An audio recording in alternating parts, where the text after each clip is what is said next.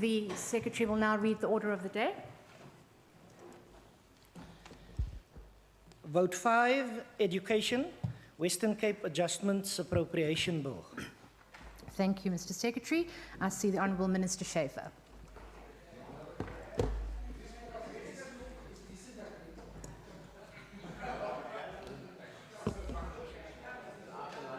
Thank you, Deputy Speaker. Order, members. May I have the attention of the You may proceed, Minister. Thank you, colleagues. Deputy Speaker, Premier, Cabinet colleagues, honourable members. I'm truly honoured that the Honourable Christians and Marie have joined us now for the afternoon session, and welcome them to the House.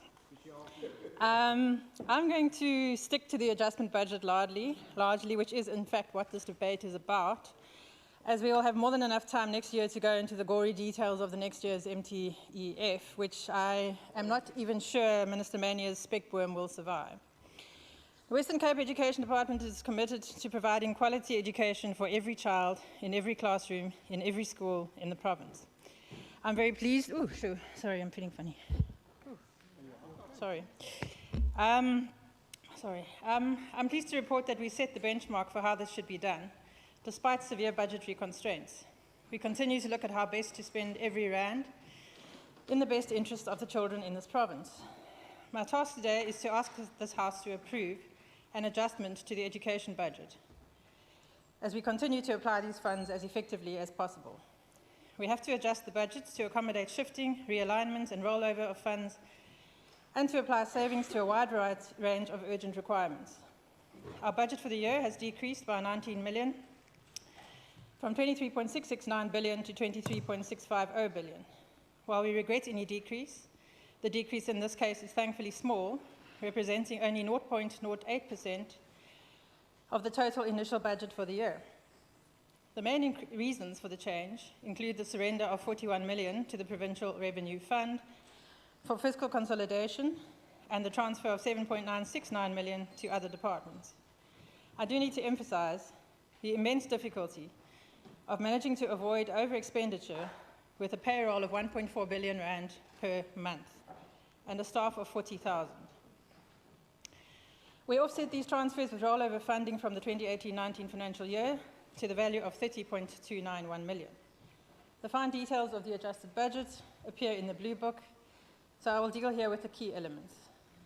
The main contributor to the rollover funds from 2018-19 was 25.174 million committed to repairs to the hostel at Knysna High School that suffered severe damage during the storm and tragic fire in the town in June 2017, and repairs to the roof of Simon van der Stel Primary School in Wynberg.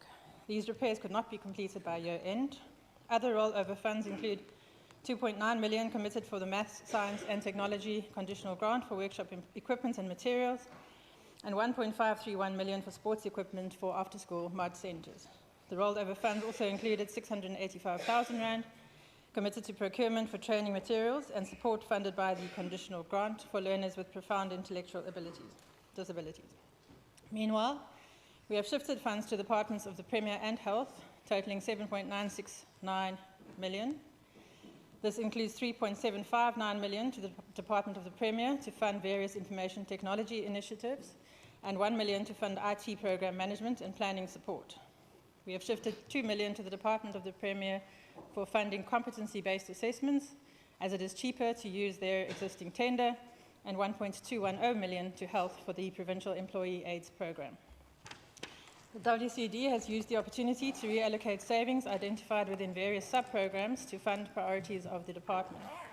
This includes 90 million for local area networks, classroom technology and e-content required for our e-learning program, and 10.652 million for specialised learner transport for about 2,500 learners with special needs. Policy changes for the 2019 NSC supplementary exams in February and the senior certificate exams in May-June resulted in an increased number of scripts for marking centres and marking costs. Savings enabled the department to meet these additional costs, totalling 10.851 million rand.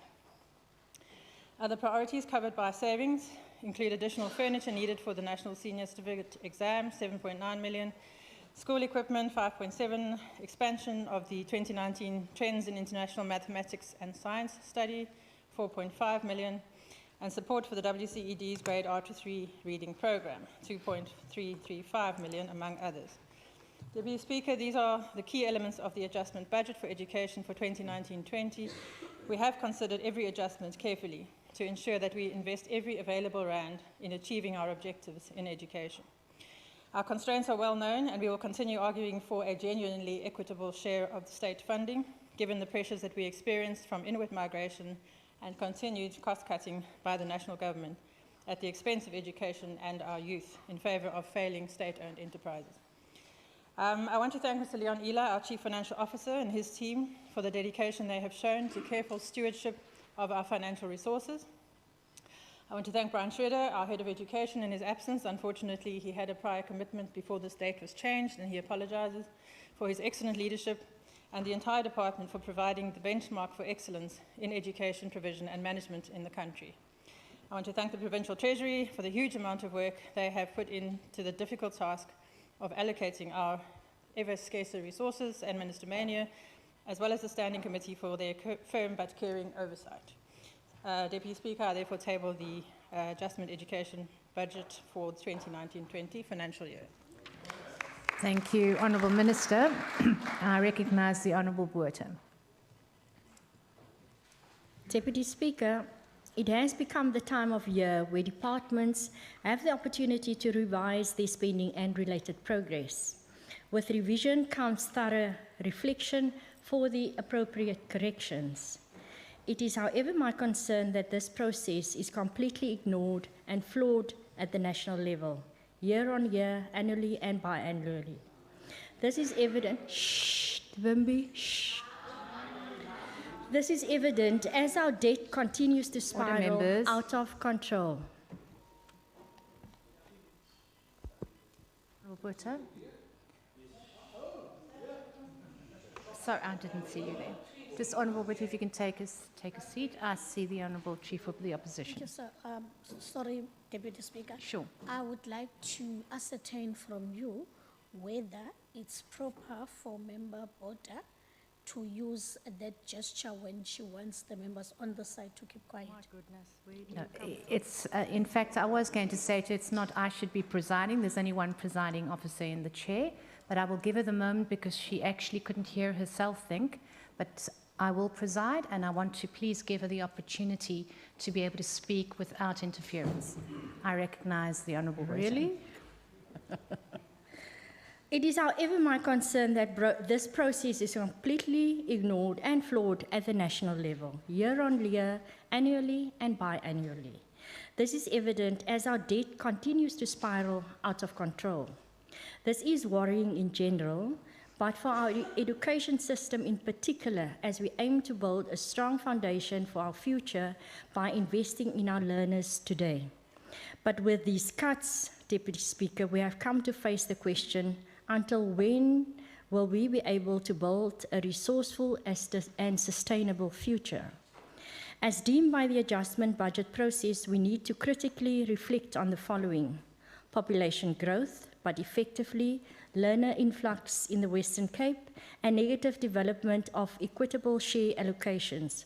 Almost 90% of the year-on-year growth in the Western Cape pupil numbers is attributable to pupils migrating in from other provinces, especially our neighbours, the Eastern Cape. Parents are seeking quality education opportunities for their children.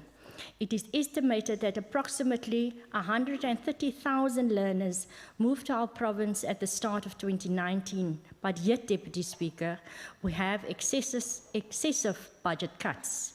National government is thus shirking in its constitutional obligation towards learners. The Eastern Cape is the most affected province in terms of the number of schools built using inappropriate material. An estimated 11.3 billion rand is required to eradicate the backlog throughout South Africa. Yet, with regards to infrastructure development in the Western Cape, the spending for the 2019-20 year is higher for the first 6 months compared to the 2018-2019 year for the same period as a result of accelerated payments for new and replacement schools and increased maintenance. This is an excellent indication of continuous improvement in governance. I further wish to commend the WCED for spending an incredible 99.83% of their budget. Deputy Speaker, in Afrikaans sê ons, dit wil gedoen wees. Also, under leadership of the ANC in the Eastern Cape, close to 500 ghost teachers existed in this province. One cannot but question the practice of good governance with these irregularities, which is further confirmed by the migration to the Western Cape. I'm sure that our minister can attest that no ghosts are teaching our learners in our Western Cape schools.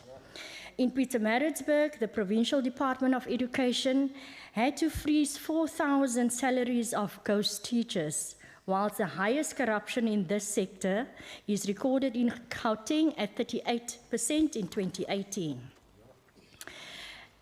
Deputy Speaker, if the ANC would take a question, I would like to ask them to reflect what money lost due to corruption and stealing and under their leadership could have bought. This billions lost could have employed more teachers, have smaller ratios teacher to learner. The WCED could have built more schools, and where there is a cry out in our communities for more classrooms, mobile classrooms could have been delivered on request and sooner. Deputy Speaker, one of the main reasons behind the adjustment process is to increase budget credibility. While the Western Cape, despite rolling budget cuts, will punch well above its weight by the end of the financial year, our excellent track record since 2009 speaks volumes. I applaud the WCED for the 99.83% spent on their allocated budget. Deputy Speaker, I thus declare my support for the adjusted budget of vote 5 for the WCED. But I would like to express my concern with how public funds continue to be mismanaged at a national level and how it reveals how this particular process suffers under the ANC's leadership and how our very learners will have to bear the brunt. I hope that this revision process somewhere reveals to national government how its weak financial decisions affects our citizens in the Western Cape, and that before it's too late, that the ANC will let money flow towards our good service delivery initiatives in this province. As Minister Mania said, and I quote, "Because in the Western Cape, we get things done," close quote. Deputy Speaker, thank you to every teacher in every classroom in our province and to every principal who manages our schools, very often in difficult, challenging circumstances and often without support from parents, and yet not giving up on any learner and keeping the vision of quality education to every learner in every classroom, in every school within the province. Deputy Speaker, so kom ons ook tot die einde van nog 'n skooljaar. Dus wil ek graag van hierdie geleentheid gebruik maak om 'n beroep op ons ouers te doen om gedurende die feestyd hul kinders veilig te hou. Deputy Speaker, ek wil ouers vermaan, die veiligheid van hul kinders is en bly nog immers hul verantwoordelikheid. Ek vra die huis om saam met my ons ouers aan te spoor om ons kinders veilig te hou gedurende hierdie lawwe feesgety, sodat geen kind se skoolbank leeg sal wees kom die begin akademiese jaar 2020 nie. Ek dank u. Thank you very much, Honourable Member. I see the Honourable Member Said. Honourable Deputy Speaker, as I rise today to engage on the proposed budgetary adjustments for education in the Western Cape, I am reminded of the provincial budget speech delivered by the former MEC for Finance, the Honourable Dr. Meyer, earlier this year, when he stated that the 2019 budget would lay a basis for the creation of an enabling environment for job creation and skills development of our youth. I agree with those sentiments. But these Western Cape education budgetary adjustments are certainly not doing what the Honourable Mayor said. Our former President Nelson Mandela said no country can really develop unless its citizens are educated. The leader of the Cuban independence movement, Jose Marti, once said, "We write for children because they know how to love. They are the hope of the world." Sadly, some of the proposals in the education budget of the Western Cape represent the antithesis of what I've just alluded to. 49 million is taken away from the education budget. Of this, 44.3 million was meant for the compensation of employees, and it has since been surrendered to the Provincial Revenue Fund. I hope that those funds are going to be used for government purposes. 2021. Money that was meant for the employment of more teachers in a province where there are too few teachers for the increasing amounts of learners has been given back to Provincial Treasury, Deputy Speaker. 102.2 million from public ordinary schools, which could be used to employ more teachers in schools and for teacher training and support, has been taken away to fund the payment of staff in the head office and in the ICT implementation strategy. President Ramaphosa earlier this year announced the systemic relocation of the responsibility for early childhood development from the Department of Social Development to the Department of Basic Education. This is a positive move which places ECD within the realm of our schooling system. Sadly, the DA conservatism has forced the MEC in another direction by shifting funds meant for grade R program to the ICT implementation strategy. Or even worse, as we have seen, funds set aside for the employment of more early childhood development staff are being surrendered to Provincial Treasury, Deputy Speaker. The MEC for Education must tell us if the Western Cape Education Department failed to spend this money. While surrendering money to the Provincial Revenue Fund, WCED has failed to manage adequately the placement of thousands of learners in the Western Cape, a process that has been characterized by inconsistencies in the application of the admissions policy, as we have practically seen. On a daily basis, I am inundated with calls, with emails from desperate parents from varying backgrounds who till today do not know if their children will be attending school next year. Those are parents who have actually applied early and who stay in areas where the schools are. Deputy Speaker, the Auditor General found various discrepancies in the Department's 2018-2019 annual report, which points to weak accountability measures. Deputy Speaker, Honourable MEC for Education continues to lay the blame on national government for the failures of a department to manage education in the province. Yet she is willing to ensure that the department, yet she is failing to ensure that the department fully spends their budget. Again, if you refer to the last annual report, you will see massive under-expenditure by the department. And in the adjustment estimates, you will see that there are rollovers of over 30 million, money that the department failed to spend in the previous year. Deputy Speaker, it is within this backdrop that the African National Congress articulates its opposition to this adjustment budget. At our 2017 National Conference in Nasrec, delegates highlighted a number of challenges facing education, including the existing challenges of inequality between rural and urban schools, the lack of basic services for certain schools, especially in rural areas, as well as the need to provide scholar transport. Here we wish to acknowledge, Deputy Speaker, our guests in the gallery, including those who dedicate their lives to the struggle for free quality education without fear. Order. Equal Education, the NGO, who are present here this afternoon, recognizes that safe and conducive school infrastructure is a critical component for ensuring quality education. In this budget, however, infrastructure is not properly prioritized. In all the shifting around of funds, none is shifted to fix broken school fences, which are jeopardizing safety of learners and teachers on a daily basis, as witnessed in Manenberg High School, for example. It is concerning, Deputy Speaker, that no provision is made to repair the broken classrooms at Pogedink Primary School in Wellington, that is a direct result of poor workmanship by the service provider who has subsequently been fired after parents protested. For months now, learners have been out of school at that particular school. The Honourable MEC member. must drive our Honourable officials. member, just take your seat. There's a point of order. Honourable Minister. Thank you, Deputy Speaker.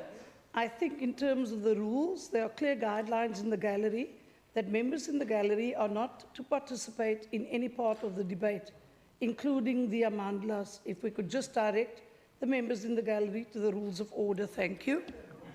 All right, I did not see that, but if that's the case, I mean, we can't have that, otherwise we would have to ask you to leave.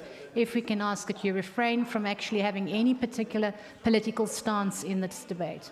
Over to you, Honourable Member. Can I continue? You may continue as long as the gallery doesn't disturb you. For months now, learners have been out of school at Pougedink. The MEC must drive our officials to move swiftly in ensuring that the new company that's been appointed by Public Works completes the repairs. Infrastructure spending for Nkanini Primary School in Kailicha, where the Honourable Andile Lili chairs the governing body, has been reduced despite classes still being conducted in prefab rooms. Order. Honourable Deputy Speaker, the leadership Order. of Western Cape Education Department Order. wants us to accept. Honourable members, just take a seat for a second. Honourable members? Okay, if we can just make sure the clock stops.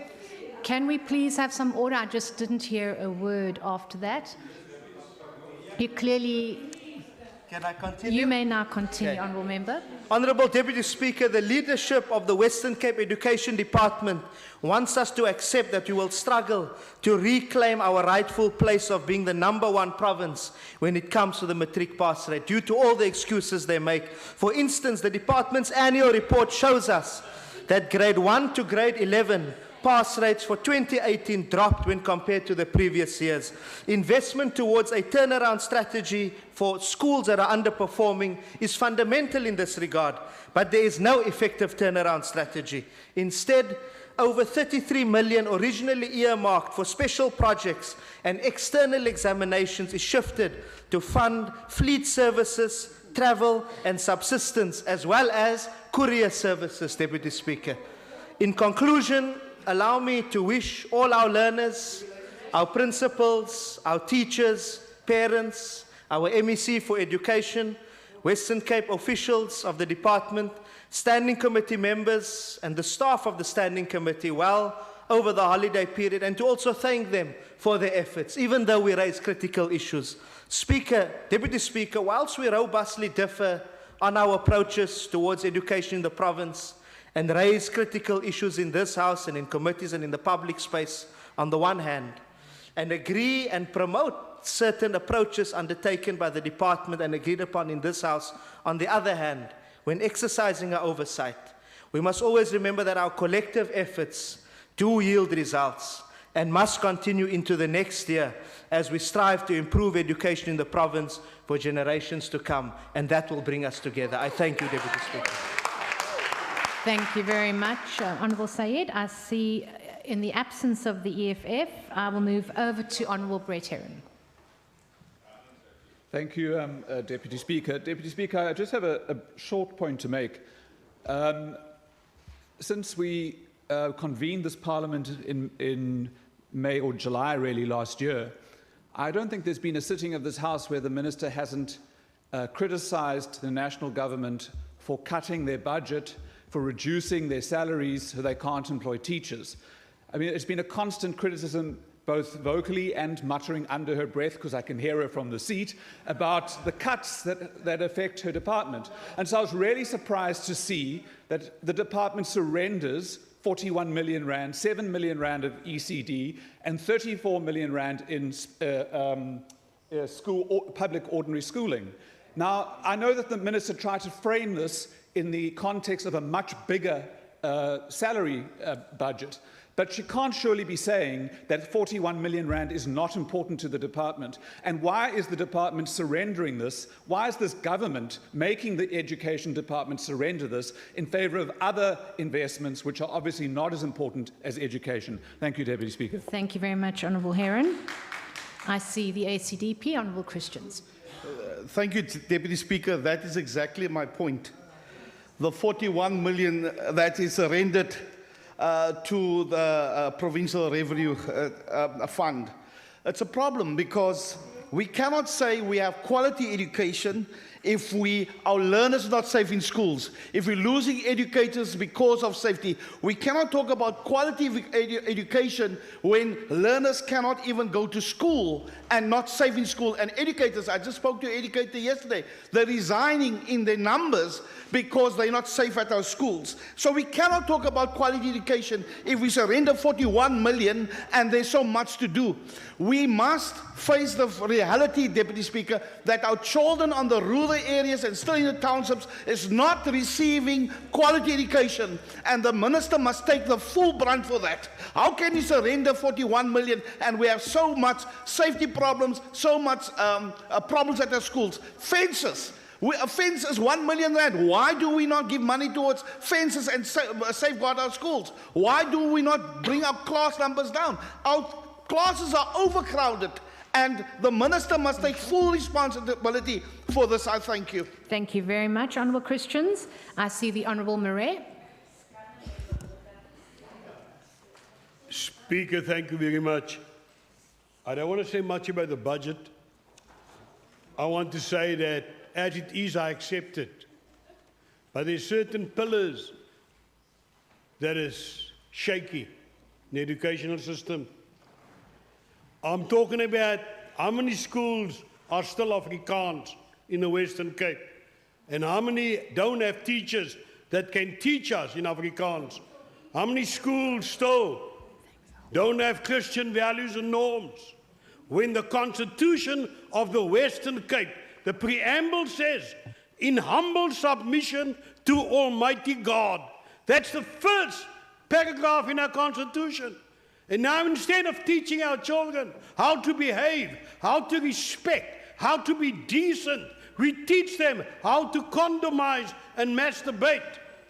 Now this is the pillars. These are the pillars that will cause the South African society to crumble into nothingness. I want to say that we must be respectful. We must teach children to be obedient. We must restore the powers and authority of teachers. If we don't do that, it doesn't matter how much money we save. It doesn't matter how many NGOs there are. We are raising delinquents at our schools because they beat up teachers and they don't even get expelled. But the minute the teacher raises a cane to beat a child, he loses his job. Thank you. Thank you, Honourable Member. I see the Honourable Minister. Thank you, Deputy Speaker. Honourable Boetso, thank you very much indeed for your comments.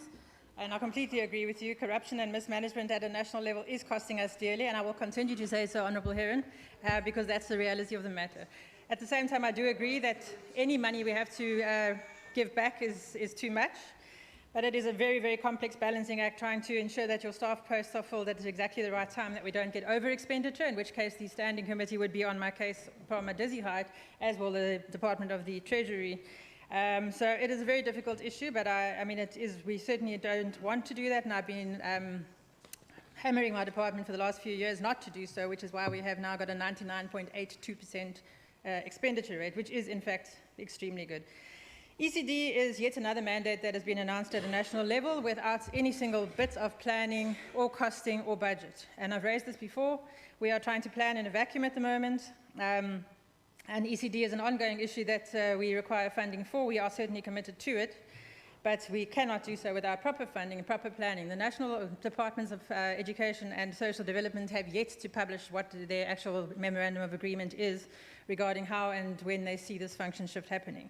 The President's proclamation has been postponed about 3 times, and quite frankly, it's yet another ANC bad planning incident.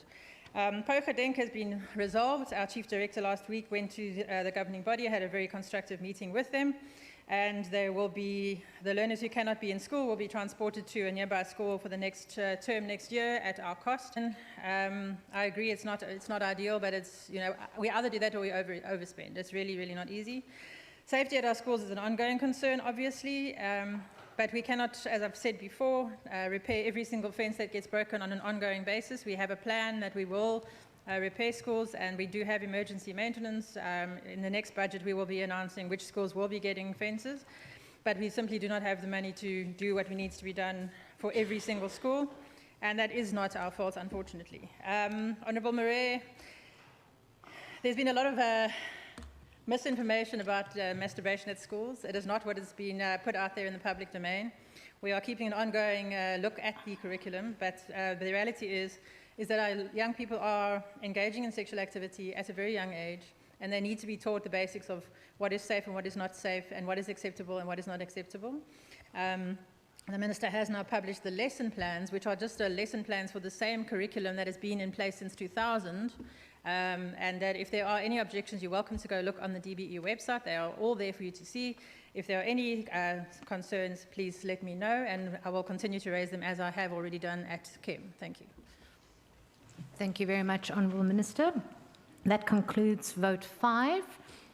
We'll just give a few minutes break so that we can change over to prepare for vote 14. We are shortly adjourning.